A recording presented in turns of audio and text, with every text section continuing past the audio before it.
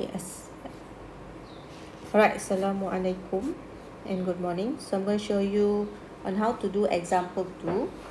So for example 2, we have point A, point B, C and D. So point A, we have support pin. Point D, we have support roller.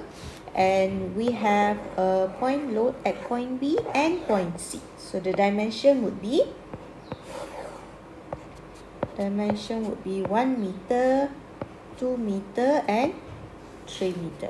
So first thing, to solve analysis of a simply supported beam, we would need to draw free body diagram. We're going to use free body diagram to solve and find our support reactions. To solve our support reactions, we need equilibrium equations.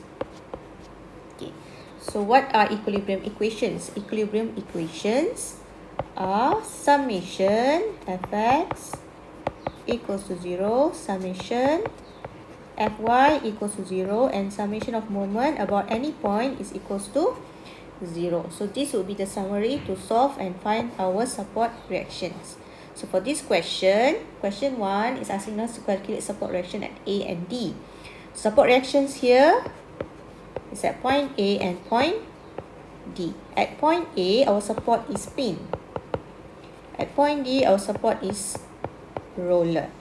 Okay, let's do our first question. Support reaction. To find support reaction, we have to draw a free body diagram. So how to draw a free body diagram? Our free body diagram would be to redraw your beam, convert your pin into support reaction, which is AY and AX. Convert your roller at point D into reaction forces, so DY. Redraw your point loads, 30 kilonewton and 20 kilonewtons. Point B, this is point C. Make sure we have the distance 1, 2 and 3. So now to solve this free body diagram, we need to use equilibrium equation. So we're going to choose. So clearly we know AX is the only horizontal force here. So summation fx equals 0 is AX equals to 0. So even though we know AX is equals to 0, we're going to make sure to mention and use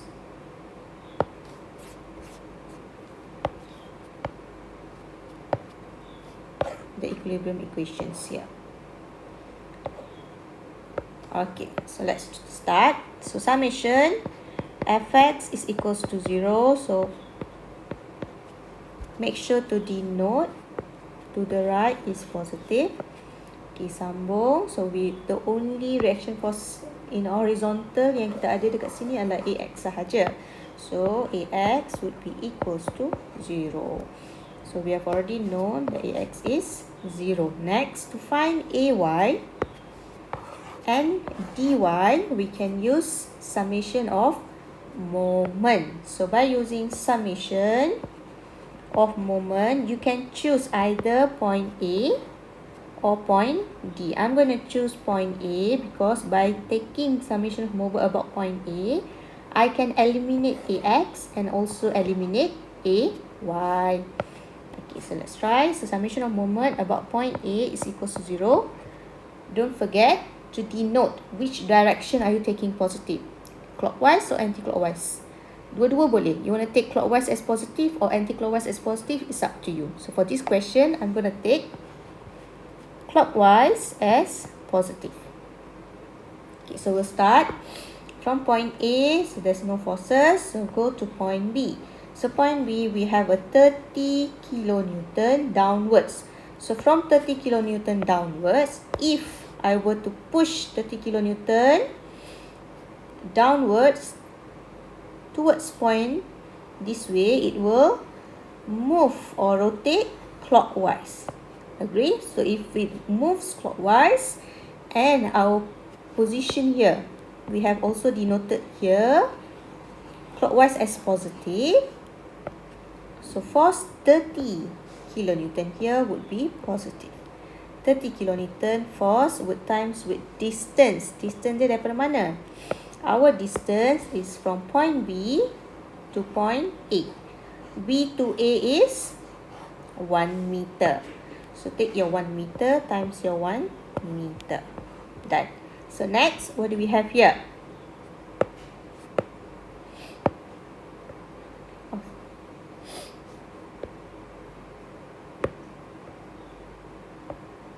Okay, so next we have point C.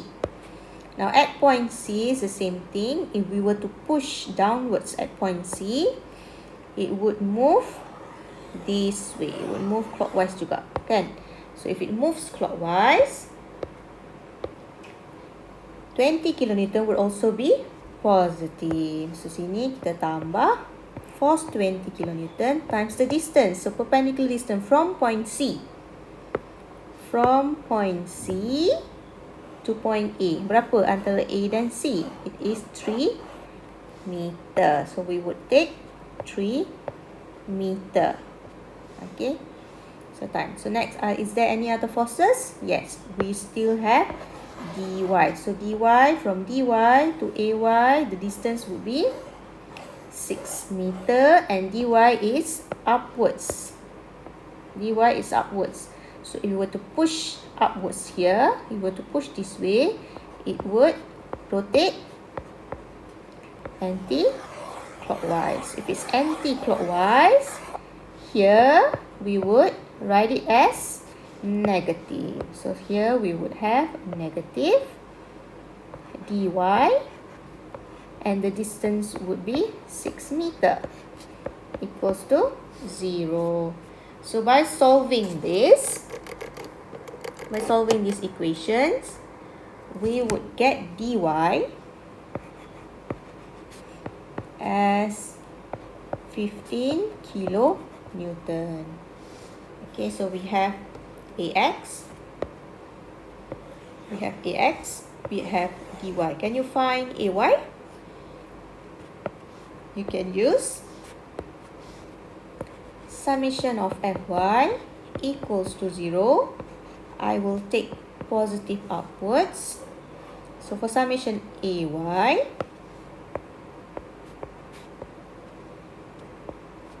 okay, for summation ay, okay, what are the vertical forces? So vertical forces that we have is ay upwards, minus 30 downwards, minus 20 downwards, plus dy upwards equals to 0. So we have the answer. Ay would be equals to 35 kilonewton. So here you go. We have all the support reactions, ax, dy, and ay. So that would be to calculate your support reaction. So let's take our question. We only need free body diagram to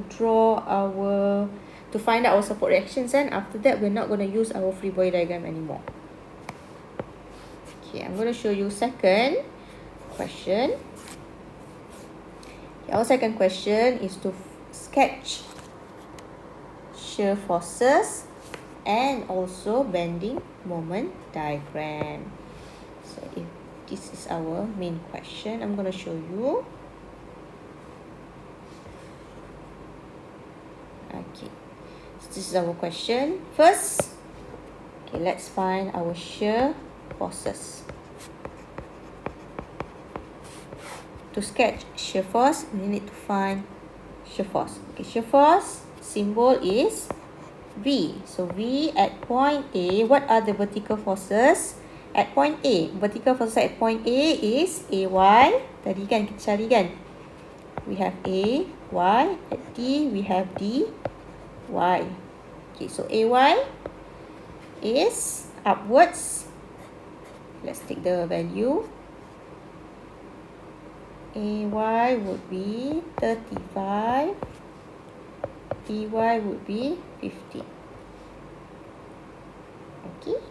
Alright. So VA would be the vertical force at point VA ini bermaksud vertical force at point A. So vertical force at point A hanya ada 35 kilonewton. So it would be 35 kilonewton. Alright, next at point B. At point B, when we are doing the analysis, shear forces is something that starts from left to our point. So since dekat AY belah kiri tak ada apa-apa, sebab itu AY VA hanya ada 35 kilonewton. So dekat B, when we are finding point B, shear forces at point B, look at the left hand side. Ada apa-apa tak belah kiri? Yes, kita ada force A dekat belah kiri ni.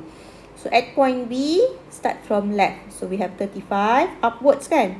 So upwards kita assume as positive. So dekat sini at B kita boleh tulis 35 from point A upwards positive. Next kita nak cari jalan-jalan daripada A, kita jumpa satu lagi force at point B. So at point B 30 kilonewtons are facing downwards. So since we take upwards as positive, so 30 kilonewton here will be minus 30. So minus, conclude, equals to 5 kilonewton. So apa yang kita boleh conclude dekat sini? This 5 kilonewton means at point B, shear force at point B is 5 kilonewton. Okay, next kita jalan lagi, ada point C. So same thing, kita akan buat analisis shear force daripada kiri ke kanan. So daripada kiri start from 35 to 30, then baru pergi kepada point C. So at point C, VC would be equals to 35 daripada point A, minus 30 dekat point B, minus 20 dekat point C, equals to berapa dah dekat sini? Negatif 15 kilonewton. Okay, next kita ada point D. So dekat point D pun sama juga, your analysis of shear forces start from left to right. So dekat sini at point D, we would take 35 minus 30 minus 20 equals to negative 15 kilonewton. If you still remember, I said since at point D dia adalah final point dekat sini, kita tak boleh. If you want, you can write VD prime is equals to 35 minus 30 minus 20 plus 15. Awak akan dapat kosong kan? Okay, yang ini you don't have to mention, tak perlu tulis. Ini tak perlu tulis. Stop sekadar sini sahaja. Boleh? Why? Sebab these are the points yang kita nak gunakan. Kita akan gunakan 35 kilonewton, 5 kilonewton, negative 15 dan negative 15 ini untuk draw our shear force diagram. So since kita ada point-point dia, we can start drawing the shear force diagram. Okay, to draw the shear force diagram, lukiskan dulu axis dia. Axis dia dekat sini kita ikut sama macam dekat soalan atas. Okay, we have axis, so we can start plotting. Plot.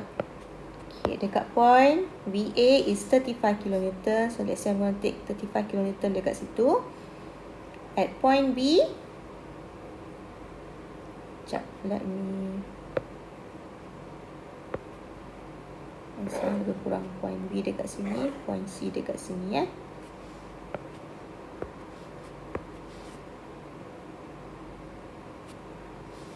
Okay, so point C, point D is somewhere there. Alright, so at point A kita ada 35 kilonewton. At point B dekat sini is 5 kilonewton. So plot je dekat sini. So lebih kurang sinilah. 5 kilonewton. Next at point C is negative 15. So negative 15 dah bawah. So sinilah lebih kurang negative 15. And point D pun negative 15. Okay, so now untuk shear forces, in between antara A dan B tak ada apa-apa forces. So shear force yang ada pada A, dia akan constant sampai dia berjumpa dengan satu force yang ada pada B.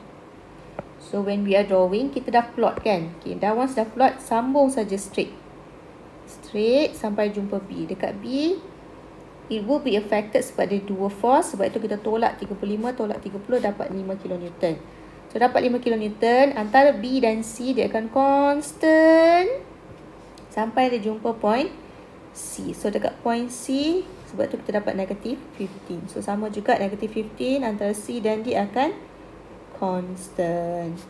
So apa yang kita perlu buat dekat sini adalah labelkan positif, positif, negatif. Make sure setiap satu ni kita kena letakkan value dia. 35, 5, negatif 15, negatif 15. Jangan lupa dekat hujung ni kita kena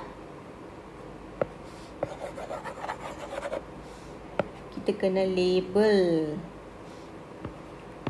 SFT kilo Newton. Okay. So ini adalah shear force.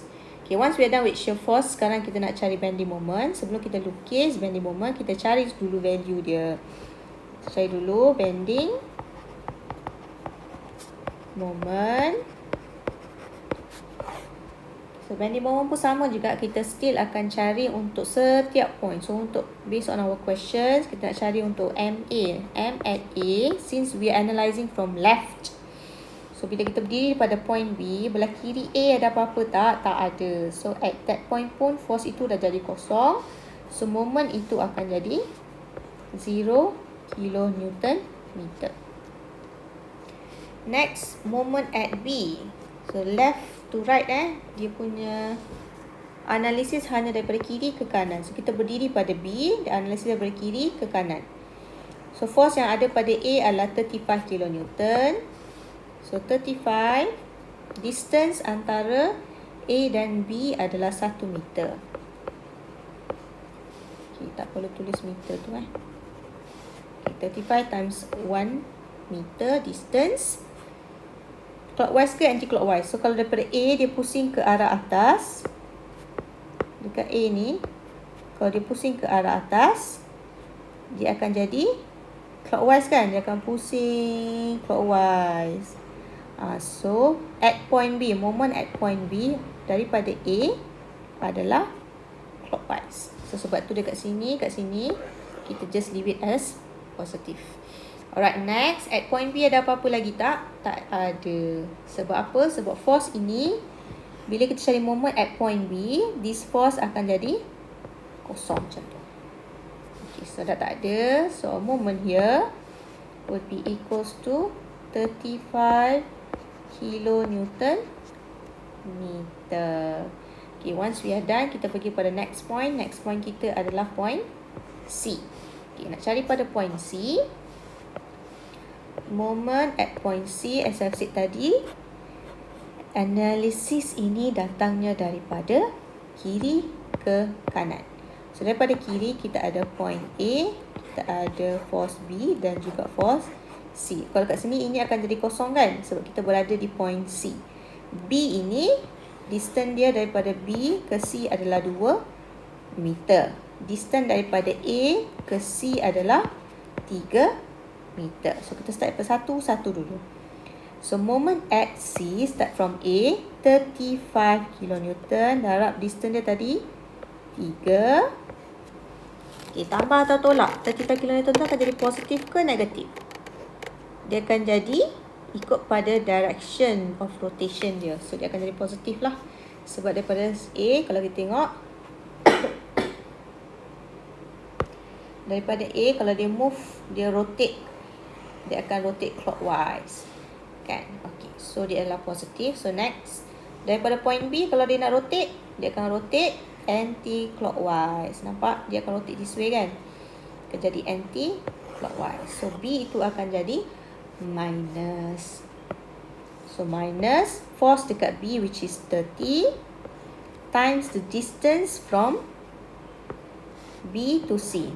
Daripada B ke C, distance dia adalah 2 meter. So 30 times 2 equals to berapa? Jawapannya sekarang adalah 45 kilonewton meter. So once kita dah selesai moment at A, kita cari moment at B, kita cari moment at C, sekarang kita cari moment at D. So kalau kita nak cari moment at point D, kita kena ingat analisis start daripada kiri. 1, 2, 3, 4 force. Tapi force yang berada pada D ini akan jadi kosong. Okay, so start pada point A. Untuk point D, moment at D will be equals to 35. Force at A darab dengan distance dia daripada A ke D adalah 6. And dia adalah clockwise. Okay, next. Force at B is 30 times distance 5. Positif ke negatif antara B dan D? Antara B dan D dia akan jadi anti-clockwise. So, anti-clockwise dia adalah minus. Okay, antara point C dan D pun anti-clockwise juga. So, we have 20 times distance would be 3 meter. So, bila kira-kira ini, mesti make sure you get 0 kilonewton meter at the end. Ini untuk bending moment lah. So, kita lukiskan axis dia dahulu. So, kita dah ada axis, kita plot sahaja poin-poin yang ada. So, MA is 0. MD is 0. So, MB, point at B is 35 kilonewton. MC is 45 kilonewton. So, ingat bila kita nak plot untuk ni, kita straight to the point sahaja. Maksudnya daripada A ke B straight. Daripada B ke C pun straight. Daripada C ke D pun straight. Dah selesai. Boleh kita labelkan sebagai positif. Ni label 35, 0, 45. Jangan lupa labelkan dia BMD equals to kilonewton meter. Okay, dah selesai soalan untuk sketch. So, bila sketch, I really want you to sketch ada soalan dia dekat atas. Ni soalan. Next, kita ada shear force diagram bawah. Exactly bawah itu kita ada bending moment diagram. Buat macam ni lah. Kalau dalam kertas yang buat ada tu, belah kanan ni gunakan untuk calculation. Belah kiri letakkan kita punya diagram. Okay, so kita nampak. Boleh sebelum buat forces SFD BMD dekat atas, buat dulu dia punya support reaction. Alright, so dekat soalan ini cuba beritahu saya, apa maximum moment, maximum shear force ni berapa? 35 ke 15? Apa jawapannya? Bending moment pun sama juga. What is the maximum bending moment? 35 ke 45? Apa dia? Cuba cari. Okay, so itu saja example 2. So sekarang boleh siapkan 4 lagi soalan ekstra yang saya beri. Siapkan hari ini, buat dalam kertas cantik-cantik dan hantar. Alright, okay, bye-bye.